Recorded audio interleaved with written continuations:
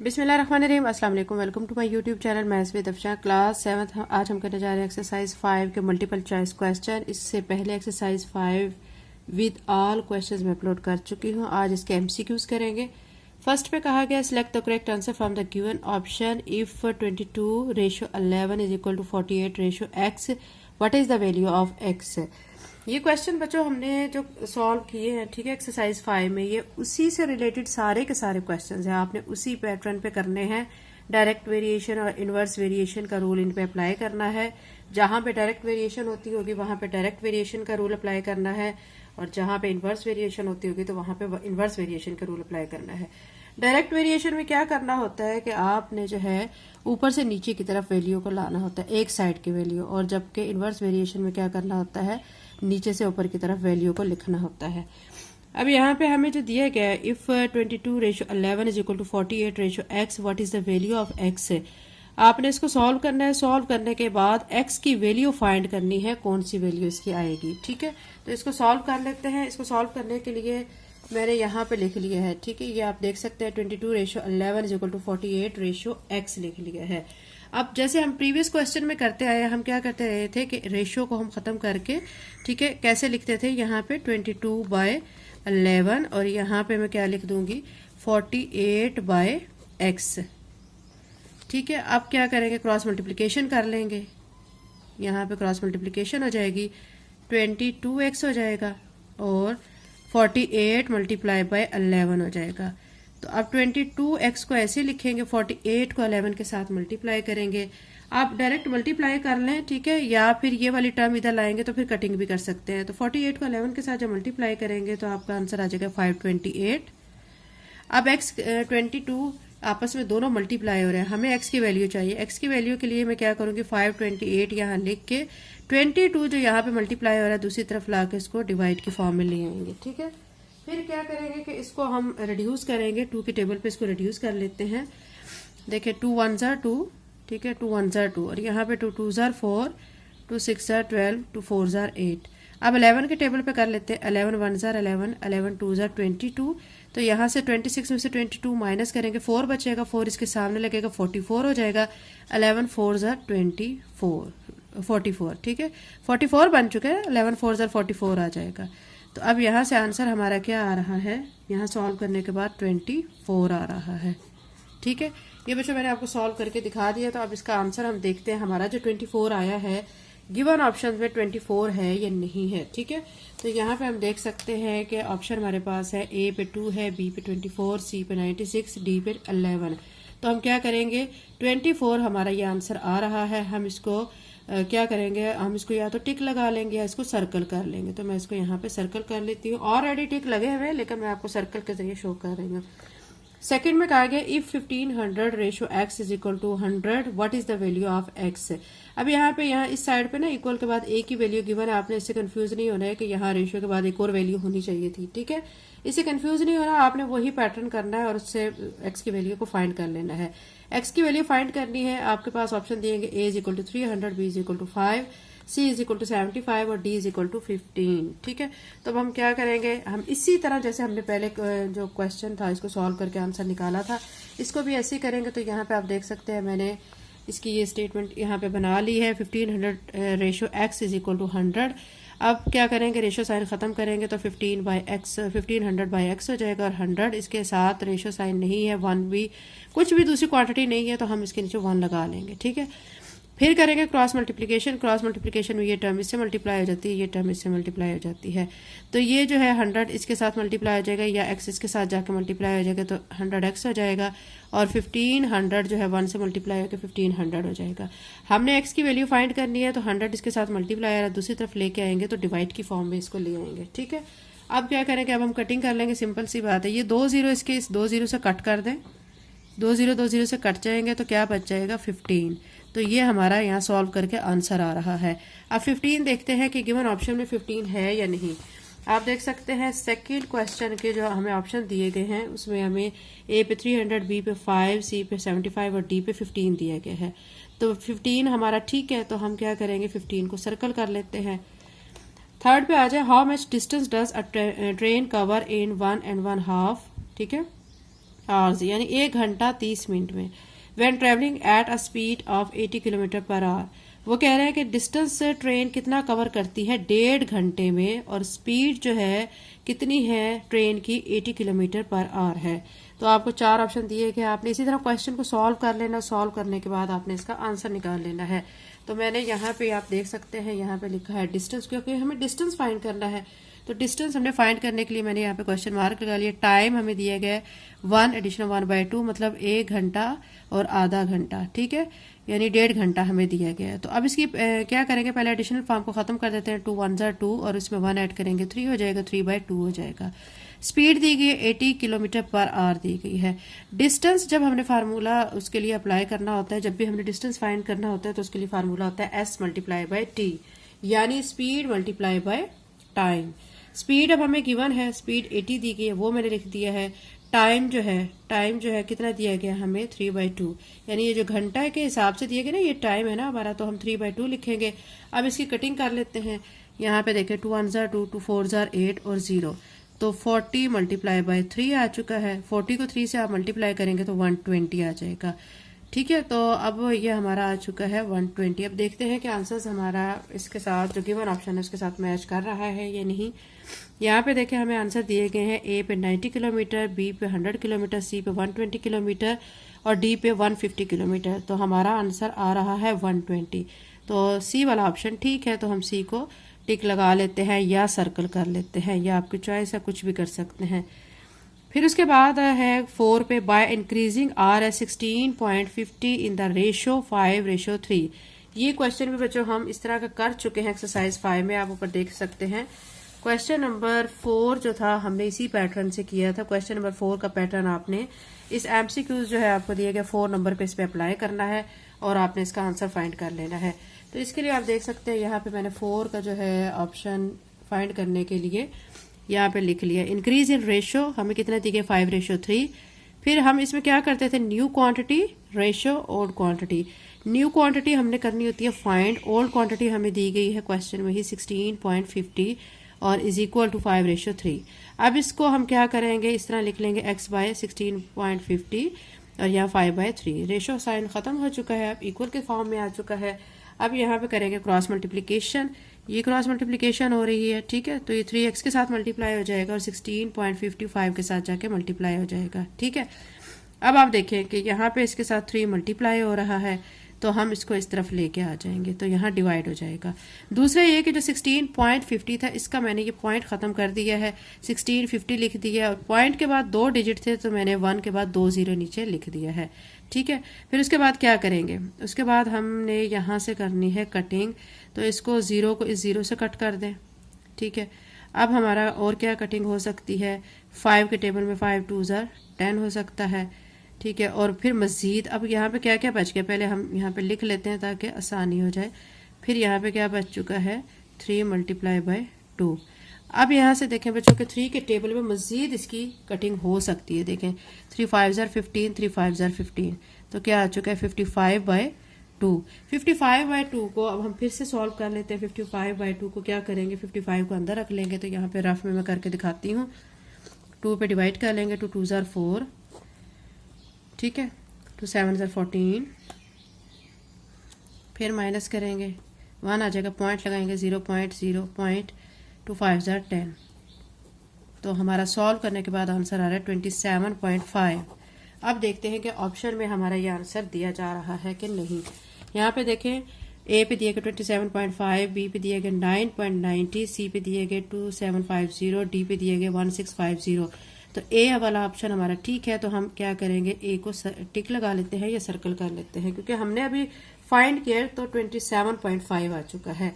अब इसी तरह हम इसका 5 वाला एमसीक्यूज भी कर लेते हैं। 5 पे आप देख सकते हैं, यहाँ पे आपको नजर आएगा, यहाँ पे स्टेटमेंट दी गई, which of the following varies inversely with the number of items bought, कि इसमें से कौन सा ऐसा है जो कि इनवर्सली जो है वो रिएक्ट कर रहा है, यानी एक चीज बढ़ रही है और दूसरी चीज क्या हो रही है, कम हो रही है। इनवर्सली का मतलब यही होता है ना कि दोनों में इनवर्स वेरिएशन पाया जाए, यानी एक चीज अगर ए है और बी, दो क्वांटिटीज है, ए क्वांटिटी अगर इंक्रीज हो रही है तो बी क्वांटिटी को मस्ट जो है वो डिक्रीज होना चाहिए।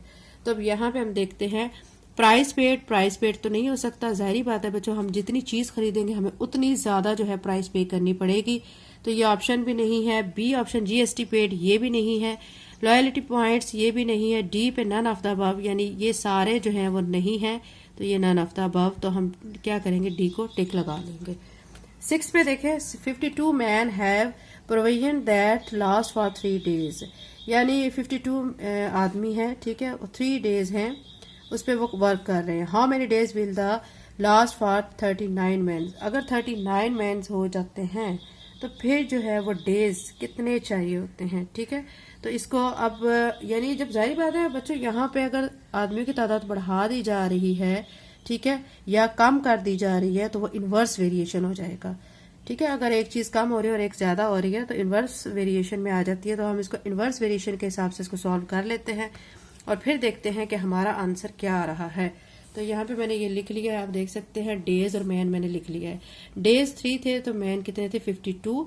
फिर हमने डेज फाइंड करने हैं और मैन की तादाद क्या हो गई, 39, ठीक है, कम हो गई है। तो जाहिर बात है अगर मैन की तादाद कम हो गई है तो फिर क्या होंगे, डेज ज्यादा हो जाएंगे ऑटोमेटिकली। तो ये इन्वर्स वेरिएशन है। इन्वर्स वेरिएशन में मैंने आपको बताया था कि आपने नीचे से ऊपर की तरफ मूव करना होता है। तो यानी अब 3/x नहीं होगा, x/3 हो जाएगा, 52/39। इसके बाद आप क्या करेंगे, क्रॉस मल्टीप्लीकेशन कर लेंगे, ठीक है। अब यहाँ पे 39 x के साथ मल्टीप्लाई हो गया, 3 जाके 52 के साथ मल्टीप्लाई हो जाएगा। x के साथ 39 मल्टीप्लाई हो रहा है, दूसरी तरफ लेके आएंगे तो डिवाइड हो जाएगा। अब 3 के टेबल पे रिड्यूस कर लेते हैं, 3 1 3, 3 1 3, 3 3 9, 13 आ चुका है। अब यहाँ पे 13 का जो है टेबल, ठीक है, आप 4 तक अगर पढ़ते हैं तो क्या आ जाता है, 52। देखिए 13 4 ठीक है, 4 3 12, 1 इसको 4 1 4 और 1 5, 52 आ जाता है। तो यहाँ पे आ जाता है 4, यानी फिर डेज जो है वो कितने हो जाएंगे, 4। जाहिर है आदमियों की तादाद कम हो गई है तो डेज की तादाद फिर ज्यादा हो जाएगी। तो यहाँ पे 4 डेज आ रहा है। तो हम देखते हैं कि हमारा 6 वाला जो है ऑप्शन कौन सा है। तो यहाँ पे हमें दिया गया है 156, 13, 7 और 4। तो 4 हमारा आंसर आ रहा है, तो हम क्या करेंगे, 4 को टिक कर लेते हैं। अब 7 पे देखिए, 7 पे हमें कहा गया राशिद कैन मेक 100 टॉयज। वो कह रहे हैं कि 100 टॉयज बनाता है 5 डेज में। How many toys will he make in 4 days, तो 4 डेज में वो कितने टॉय बनाएगा। आप देखें बच्चों के डेज बढ़ेंगे तो टॉयज ज्यादा बनाएगा, डेज कम होंगे तो टॉयज भी कम हो जाएंगे। डायरेक्ट वेरिएशन यहाँ पे है, ठीक है। डायरेक्ट वेरिएशन के लिए अब क्या करेंगे, आपको उसमें ऊपर से नीचे की तरफ आपने एरो को लाना होता है। 7 जो है एमसीक्यू को सॉल्व करने के लिए मैं यहाँ पे लिख चुकी हूँ, टॉयज एंड डेज। टॉयज और डेज की रेशो हमने करनी है, तो रेशो में टॉयज हमें 100 दिए गए हैं, डेज 5 दिए गए हैं। फिर टॉयज हमने फाइंड करने हैं, डेज 4 कर दिए गए हैं, ठीक है, कम हो गए हैं, तो टॉयज भी कम ही हो जाएंगे। तो अब ये डायरेक्ट वेरिएशन है। डायरेक्ट वेरिएशन में आप क्या करते हैं, ऊपर से नीचे की तरफ आते हैं, तो ये 100/x हो जाएगा, 5/4 एज इट इज आ जाएगा। फिर कर लेंगे क्रॉस मल्टीप्लीकेशन, 400 के साथ मल्टीप्लाई हो जाएगा, x 5 के साथ तो 5x आ जाएगा और 100 400 हो जाएगा। 400 कर लें या फिर उसके बाद नेक्स्ट स्टेप में कटिंग कर लें। x के साथ 5 मल्टीप्लाई हो रहा है, दूसरी तरफ आके क्या हो जाएगा, डिवाइड की फॉर्म में। अब कटिंग करेंगे, 5 1 5, 5 2 10, 0। तो 4 मल्टीप्लाई बाय 20 आ गया है। 20 को आप 4 से मल्टीप्लाई करेंगे तो 80 आ जाएगा। तो ये हमारा आंसर आ रहा है सॉल्व करके 80। देखते हैं कि ऑप्शन में 80 है या नहीं है। यहाँ पे आप देख सकते हैं कि 500 ए पे है, बी पे 80 है, सी पे 25 और डी पे 20 है। तो बी वाले ऑप्शन को फिर हम टिक कर लेते हैं। अब 8 पे हमें दिया गया है, a car can travel 120 kilometre in 1/2 hours, how far it will travel in 5 hours. तो वो कह रहे हैं कि एक कार ट्रेवल कर रही है 1.5 घंटे में 120 किलोमीटर, 5 घंटों में कितना ट्रेवल करेगी। डायरेक्ट वेरिएशन है, ज्यादा घंटे होंगे तो फिर ज्यादा किलोमीटर वो ट्रेवल करेगी, कम घंटे होंगे तो कम ट्रेवल करेगी। तो अब यहाँ पे कितने दिए गए थे, 1.5 घंटा और 120 किलोमीटर। अब 5 घंटे दे दिए गए और ट्रेवलिंग जो है वो किलोमीटर उन्होंने कहा है कि फाइंड करें। तो हम फाइंड कर लेते हैं। तो ये डायरेक्ट वेरिएशन है। डायरेक्ट वेरिएशन का प्रोसीजर भी मैं आपको बता चुकी हूँ। आपने एरो को ऊपर से नीचे की तरफ लाना होता है। यहाँ पे आप देख सकते हैं किलोमीटर मैंने लिख लिया है, फिर रेशियो आवर्स लिख लिया। किलोमीटर 120 थे तो आवर्स जो है वो 3/2 लिख लिया। ये मैंने 1/2 को क्या किया, सॉल्व करके 3/2 लिखा है, ठीक है। 3/2 आ चुका है। यहाँ पे आप देखें, अब यहाँ से हमने क्या करना है, एक्स की वैल्यू फाइंड करनी है, यानी किलोमीटर फाइंड करना है। घंटे 5 आ गए हैं। अब कर लेंगे, पहले तो हम लिखेंगे इसकी ये रेशो फॉर्म को ख़त्म करेंगे। 120/x 3/2 नीचे आ जाएगा 5। फिर क्या करेंगे 120/x 3/5 2 10 आ जाएगा। अब यहाँ से कर लेंगे क्रॉस मल्टीप्लिकेशन, 3x के साथ मल्टीप्लाई हो जाएगा और 120 10 के साथ मल्टीप्लाई हो जाएगा। 120 को 10 से मल्टीप्लाई करेंगे तो 1200 आ जाएगा। फिर x के साथ 3 मल्टीप्लाई दूसरी तरफ आकर डिवाइड हो जाएगा। अब 3 की टेबल पे कटिंग कर लेंगे, 3 1 3 3 4 12 0 0। तो यह आंसर आ चुका है 400, यानी 400 किलोमीटर जो है वो ट्रेवल करेगी 5 घंटों में। ठीक है, 8 का हम देख लेते हैं यहाँ पे ऑप्शन हमें कौन कौन से दिए गए हैं। 200 किलोमीटर सी पे दिया गया, 180 बी पे दिए गए 240 और डी पे दिए गए 400 किलोमीटर, जो कि हमारा भी यही आंसर आया है। तो हम डी को क्या कर लेंगे, टिक कर लेंगे। 9 पे जो है ये ऑलरेडी टिक हुए हुए हैं, लेकिन मैं आपके सामने आपको समझाने के लिए आपके सामने दोबारा से करके दिखा रही हूँ। 9 पे दिए गए an alloy contain 13 parts of copper and 7 parts of zinc. Ratio दी गई है, पार्ट्स से मुराद होता है रेशो दी गई है आपको, यानी कॉपर की और जिंक की रेशो की बात कर रहे हैं। How much zinc is there in 600 gram of alloy, यानी एक मिक्सचर बना हुआ है, किस किस का बना हुआ है, कॉपर का और जिंक का बना हुआ है। वो कह रहे हैं कि उसमें से जिंक जो है वो 600 ग्राम टोटल वो मिक्सचर बन रहा है, उसमें से बताएं कि जिंक जो है उसकी रेशो कितनी होगी या वो कितने ग्राम होगी। ठीक है, ये आपने फाइंड करना है। तो इसको फाइंड करने के लिए यहाँ पे बच्चों आप देख सकते हैं मैंने ये लिख लिया रेशो 13:7 दी गई थी रेशो में। अब आपने क्या करना है, यहाँ पे जब दो क्वांटिटीज दी गई हो और एक को फिर हमने उसमें से फाइंड करना होता है। ठीक है, तो हम क्या करते हैं, उसके रेशो को सम कर लेते हैं। 13 में 7 को ऐड करेंगे 20 आ जाएगा। जिंक की रेशो हमने फाइंड करनी तो 7/20 कर लेंगे। ठीक है, और मल्टीप्लाई बाय 100 कर लेंगे। अब ये एक जीरो इस जीरो से कट कर देंगे, फिर 2 1 2 2 3 6 और साथ में ये 0 आ जाएगी। 30 मल्टीप्लाई बाय 7 आ जाएगा। अब 30 को 7 से मल्टीप्लाई कर लेते हैं, 7 0 0 7 3 21 210। ठीक है, ग्राम, यानी ये आ चुकी है जिंक की रेशो हमारे एलॉय में। ठीक है, अब देखते हैं 9 पे हमें कौन कौन सा ऑप्शन दिए गए। 9 पे दिए गए 21 ग्राम, बी पे दिया गया है, ए पे दिया गया 21 ग्राम, बी पे 13 ग्राम और सी पे 7 ग्राम और डी पे 210 ग्राम। तो हमारा आंसर भी सॉल्व करके 210 ग्राम ही आया है। ठीक है, 210, ये इसको हम टिक कर लेते हैं। 10 पे दिया गया है आपको, आप देख सकते हैं यहाँ पे दिया गया if 2 man can complete a job in 6 hours. अगर 2 आदमी काम कर रहे हैं और वो काम वो 6 घंटे में मुकम्मल कर रहे हैं। How long it will take 3 man to complete it. अगर आदमियों की तादाद बढ़ा दी जाती है, ठीक है, यानी वो ज्यादा करके कितने किए जा रहे हैं, 3 कर दिए जा रहे हैं, तो फिर बताएं कि काम को फिर कितना टाइम लगेगा। तो ये इनवर्स वेरिएशन हो रही है। ठीक है, यानी अगर ज्यादा आदमी होंगे तो फिर काम को करने में कम टाइम लगेगा। तो अब हम इसका सोल्यूशन इसी तरह कर लेते हैं, सॉल्व करके देखते हैं कि इसका आंसर क्या आता है। 10 के लिए मैंने यहाँ पे लिख लिया आवर्स, यानी घंटे और मैन। ठीक है, यहाँ पे 6 घंटे हैं और 2 आदमी काम कर रहे हैं। फिर हमने घंटे फाइंड करने हैं और आदमियों की तादाद 3 कर दी गई है। इनवर्स वेरिएशन है तो हमने क्या करना है, नीचे से ऊपर की तरफ जाना है। ठीक है, तो अब x/6 हो जाएगा, x/6 इज इक्वल टू 2/3। अब क्या करेंगे, इसको क्रॉस मल्टीप्लाई कर लेंगे, 3 को x के साथ और 6 को 2 के साथ कर लेंगे। 3x हो जाएगा, 2 6 से मल्टीप्लाई होकर 12 हो जाएगा। x के साथ 3 मल्टीप्लाई हो रहा है, दूसरी तरफ लाएंगे तो डिवाइड की फॉर्म में आ जाएगा। 3 1 3 3 4 12। तो कितने घंटे चाहिए होंगे, 4 घंटे, 4 आवर्स हमें चाहिए होंगे। ठीक है, जब आदमियों की तादाद 3 कर दी गई है तो फिर घंटे हमारे पास 4 हो जाएंगे। ठीक है, तो अब यहाँ पे हम देखते हैं कि ऑप्शन में यहाँ पे क्या क्या गिवन है। यहाँ पे 10 वाले ऑप्शन में हमें दिया गया है, ए पे दिया गया 12 आवर, बी पे 3 आवर, सी पे 4 आवर और डी पे 9 आवर्स। हमने भी फाइंड किया है, हमारा 4 आवर्स आ रहा है। ठीक है, तो हम सी को फिर टिक लगा लेते हैं। MCQ चैप्टर नंबर 5 के कंप्लीट हो गया। अगर आप मेरे चैनल पे नए हैं और अगर आपने चैनल को सब्सक्राइब नहीं किया तो काइंडली सब्सक्राइब करें, वीडियो को लाइक करें, लिंक को शेयर करें एंड बेल नोटिफिकेशन ऑन कर लें ताकि मेरी आने वाली वीडियो का नोटिफिकेशन आपको टाइम पे मिल सके। थैंक यू एंड अल्लाह हाफिज़।